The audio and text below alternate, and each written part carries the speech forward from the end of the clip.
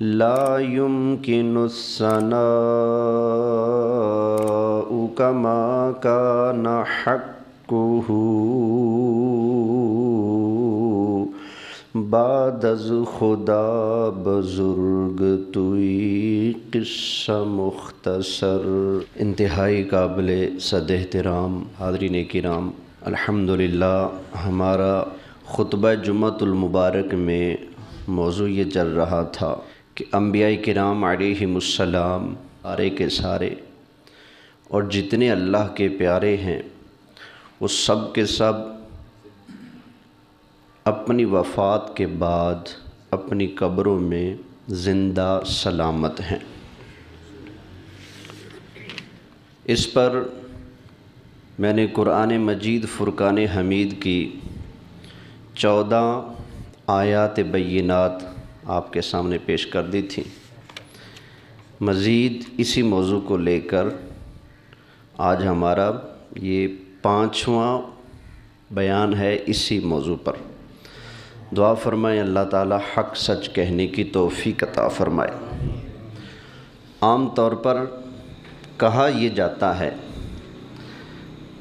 ہمیں کہ یہ جو قبر پرست ہیں، قبروں کے اندر زندہ ماننے والے ہیں، ان کا قرآن سے کوئی تعلق نہیں، ان کے پاس کوئی قرآن کی دلیل نہیں۔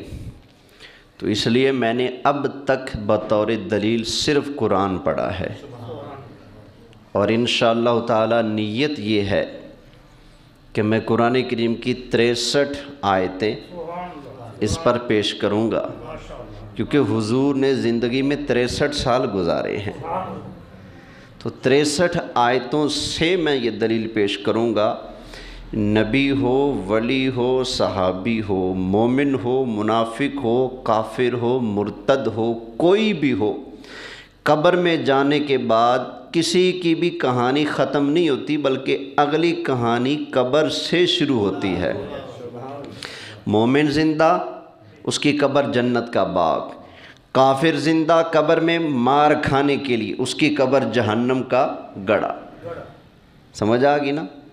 کافر کو قبر کا عذاب ہوتا ہے، یہ اس بات کی دلیل ہے کہ وہ مار کھانے کے لیے قبر میں زندہ ہے۔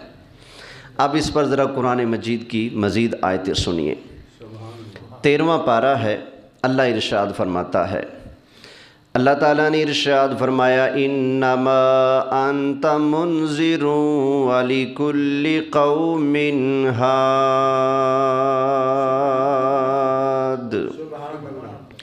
فرمایا اے محبوب صلی اللہ علیہ وسلم، بے شک آپ منذر ہیں، ڈر سنانے والے ہیں۔ لوگوں کو حضور ڈر بھی سناتے ہیں، خوشخبریاں بھی عطا فرماتے ہیں اور ڈر بھی سناتے ہیں۔ آج صبح کے درس میں بھی گزرا نا، ان تقولوا ما جاءنا من بشیر ولا نذیر۔ اللہ فرماتا ہے ہم نے اپنا محبوب بھیجا ہے، کہیں تم یہ نہ کہو کہ ہمیں تو کوئی ڈرانے والا اور خوشخبریاں سنانے والا آیا ہی نہیں، یہ نہ کہو، تو ہم نے محبوب کو بھیجا ہے۔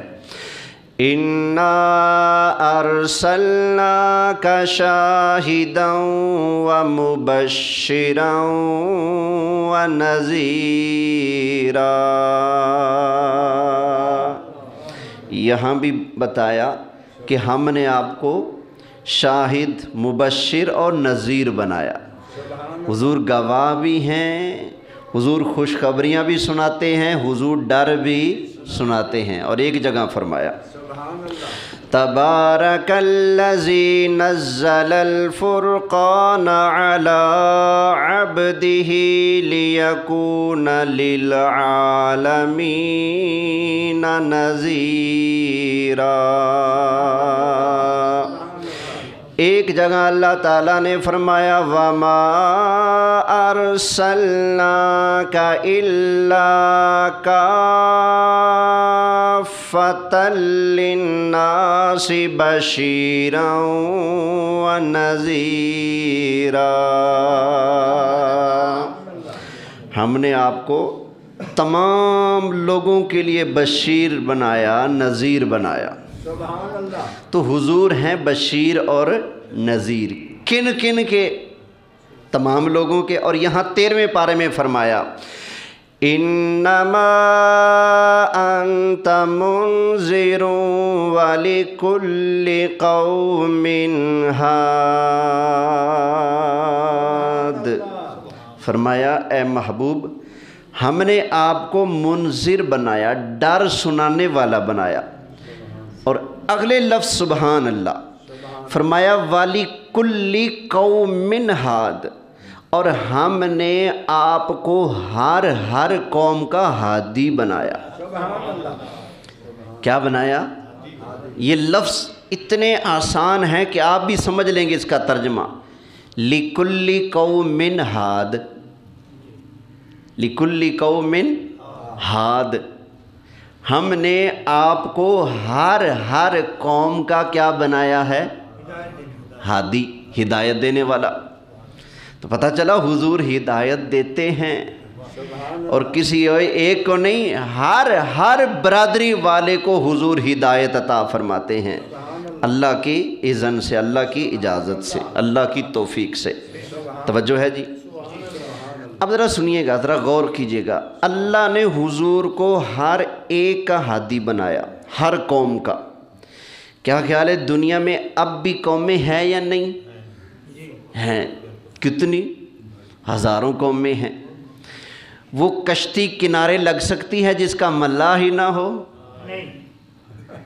بولیے نہیں نا۔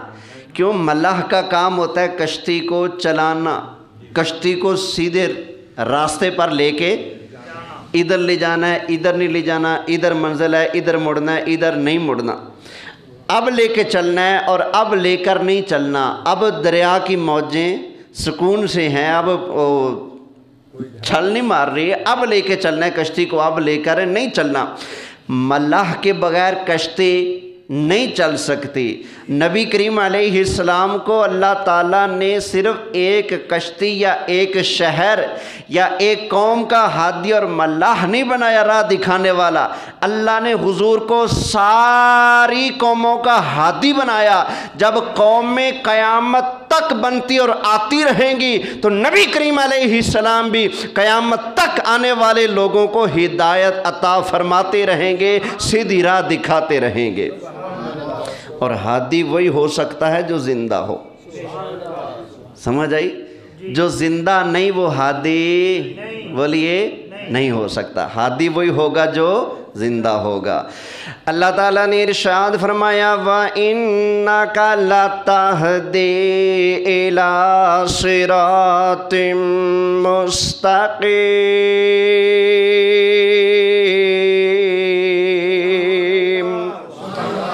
فرمایا اے محبوب آپ ضرور بضرور لوگوں کو سیدھی راہ چلاتے ہیں۔ تو ایک بحث چھیڑ لیتے ہیں لوگ کہ نبی کریم علیہ السلام ہدایت نہیں دے سکتے۔ بھائی خام خواہ کہتے ہو ہدایت نہیں دے سکتے۔ اللہ نے حضور کو ہادی بنایا ہے۔ کیا بنایا ہے؟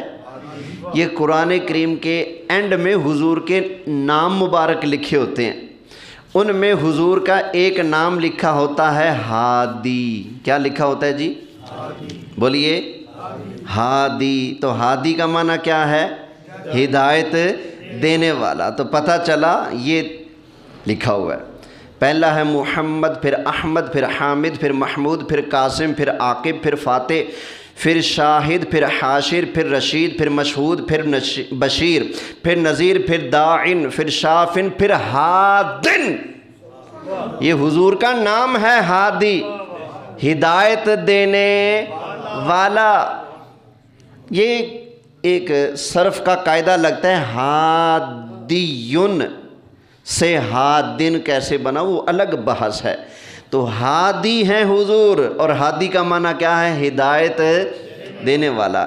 اگر تم قرآن کے ساتھ یہ حضور کا نام چھاپتے ہو ہادی تو پھر مانو کہ ہدایت دیتے ہیں، وگرنہ پھر یہ کیا بھائی نام اللہ نے ہادی رکھ دیا اور ہدایت دینے کی پاور نہ دی ہو، یہ ہو ہی نہیں سکتا۔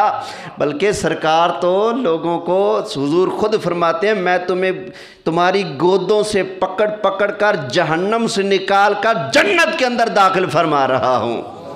تو حضور ہدایت دیتے ہیں، یہ بات غلط ہے کہ نہیں دے سکتے۔ پھر ایک بونگی سی دلیل بھی دیتے ہیں، کہتے ہیں جی اگر ہدایت دے سکتے ہیں تو چچا کو کلمہ نہ پڑھا لیتے۔ میں اکثر کہتا رہتا ہوں اس طرح مسئلے نہیں سمجھے جاتے۔ یہ 2-3 جمعہ پہلے بھی میں نے عرض کی ہے، یہ عقلی ڈھکوسلے اللہ رسول کی بارگاہ میں نہیں چلتے، سمجھ آئی نا؟ وگرنہ اگر سرکار کی شان کی نفی تم کرو گے اس ڈھکوسلے سے کہ اگر کچھ ہوتا اختیار پاور ہوتی تو چچے کو سیدھا کر لیتے، تمہارے جیسا کوئی دوسرا بدبخت اٹھے اور وہ کہہ دے اگر اللہ کے پاس کوئی اختیار اور قدرت ہوتی تو شیطان کو سجدہ نہ کروا لیتا، پھر کیا جواب دو گے؟ جو جواب تم دو گے وہی جواب ہم دے دیں گے۔ تم کہو گے نہیں اللہ کے پاس طاقت پاور ہے، لیکن اللہ نے صرف حکم دیا تھا، اپنی پاور کا اظہار نہیں کیا تھا۔ ہم بھی کہتے ہیں سرکار نے صرف حکم دیا تھا کلمہ پڑھ دو، جس کی قسمت میں تھا پڑھ لیا، جس کی قسمت میں نہیں تھا اس نے نہیں پڑھا۔ اگر سرکار اپنی نبوت کی طاقت کا اظہار فرماتے تو کون مائی کا لال تھا کہ سرکار اپنی پاور لگائیں اور اپنی پاور سے وہ انکار کر کے دکھاتا ہے۔ حضور نے اپنی توجہ جب حضرت عمر پر ڈالی تو جو قتل کرنے کے ارادے سے نکلے تھے وہ حضور کے قدموں میں خود اپنا سر قربان کرنے کے لیے تیار ہو رہے ہیں۔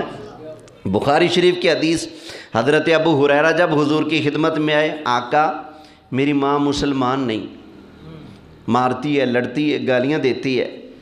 فرمایا کیا چاہتے ہو؟ آقا آپ دعا کریں نا اللہ میری ماں کو ہدایت دے۔ تو نماز پڑھ کے بھی تو دعا کر سکتے تھے نا، خود بھی کر سکتے تھے نا، لیکن انہیں پتہ تھا یہ فیض یہاں سے ملے گا۔ آقا آپ دعا کریں نا۔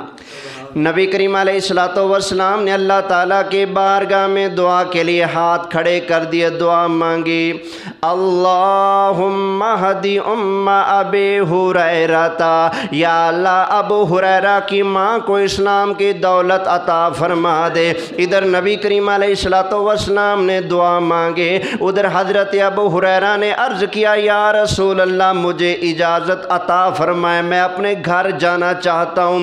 نبی کریم علیہ الصلوۃ والسلام نے اجازت عطا فرما دی۔ حضرت ابو ہریرہ دوڑے دوڑے گھر کی طرف جا رہے ہیں، سوچ رہے ہیں میں گھر میں پہلے پہنچوں گا یا پھر سرکار کی دعا کا فیض پہلے پہنچے گا۔